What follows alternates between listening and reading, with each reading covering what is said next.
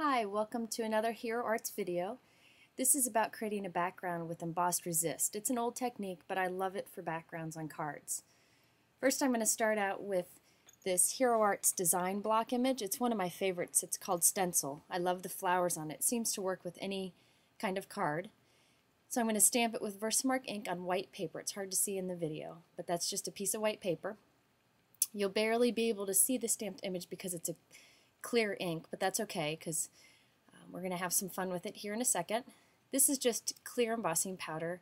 I keep it in this little Tupperware with a spoon because it's easier to apply that way. So I just sprinkle some of the embossing powder onto the image. And Versamark is a sticky ink if you've never used it before. It's a sticky ink that will just hold on to the embossing powder.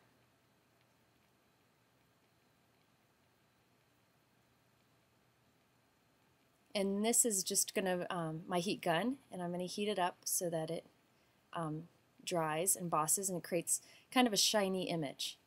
Here I'm just taking chalk ink and smearing it all over very generously. Don't be girly here, just generously apply the ink till you cover it all. And then I use a baby wipe to buff it, and it makes the image pop out. So basically that embossed image resists the ink. You can also do that with a dye ink or a pigment ink. But I think that the chalk ink and the pigment inks work the best. And here I'm just trimming down the extra so that it fits on the front of a note card. Now this chalk ink, the chalk ink is supposed to look like, artist pastel chalks, and so as it dries it gives kind of a chalky look, so it'll soften as it dries over time. Now this card isn't going to be your traditional card where it opens up. Instead, I'm creating a flap, and the flap will open up and the greeting will be behind it. I like to create things besides the traditional kind of card just for fun and variety. Now I'm not stamping this whole image because I plan to cover up those flowers with some Hero Arts paper flowers. So you can see that my little flowers there didn't stamp, but that's okay because it's just going to be covered. So I'm just going to trim it down a bit.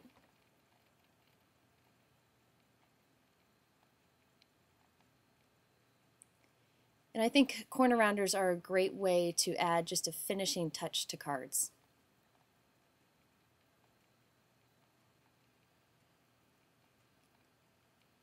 Now these are Hero Arts paper flowers. They come in a bunch of different colors to match our note card packs.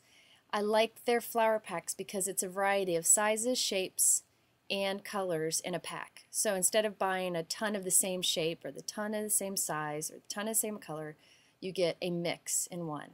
And here what I'm doing is I'm turning the flower into a blossom. First you just fold the flower in half, and then you put a mini glue dot, and then you fold it again.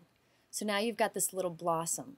Just looks like a blossom, and you just glue dot it on to the card. And I just glue dotted it over where that stamped flower would have been.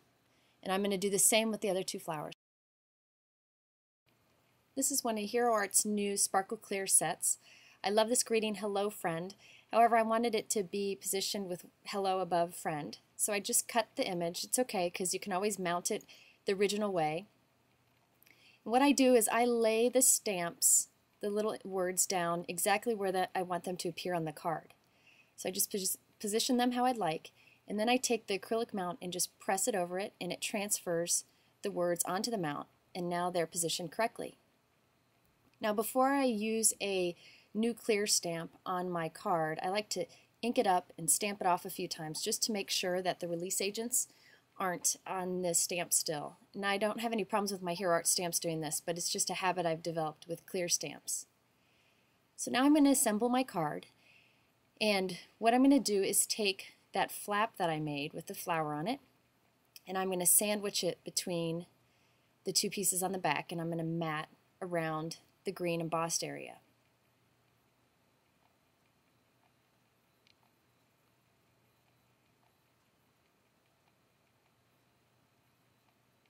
So now I'm just going to trim it so that you have a little cream mat around the embossed piece.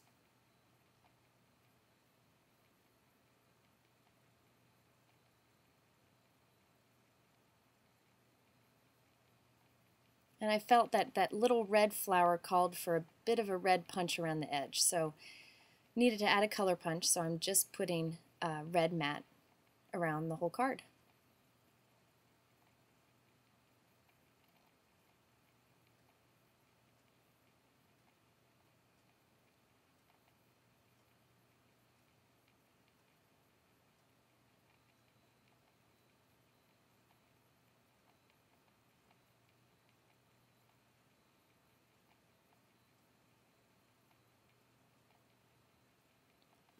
Now I need a spot to write my message to the person I'm going to give this card to. So I'm just going to use my pencil to make little marks so I know how wide and how long to cut this little piece.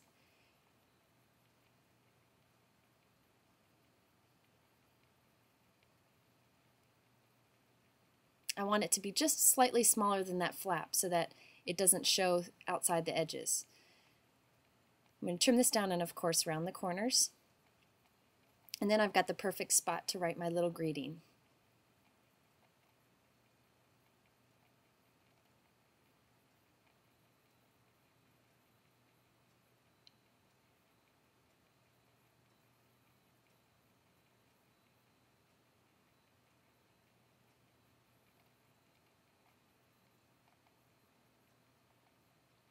Now I wanted to add a little bit of ribbon to this.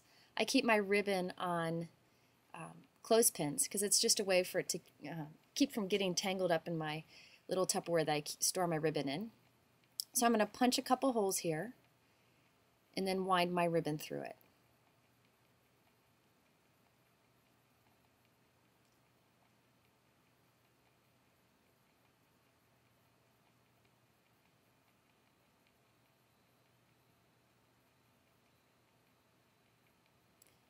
To get this technique with the ribbon, you want to start from the back and go up through one hole. And my hands are kind of failing me here, so sorry about this. You go up through one hole and you go back down the other.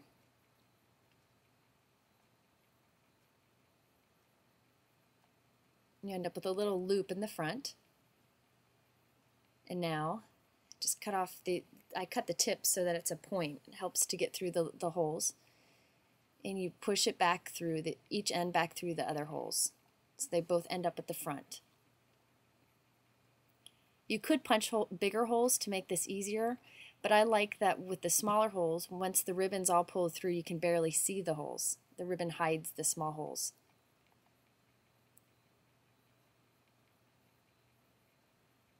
This is one of those times where I wish I had longer fingernails.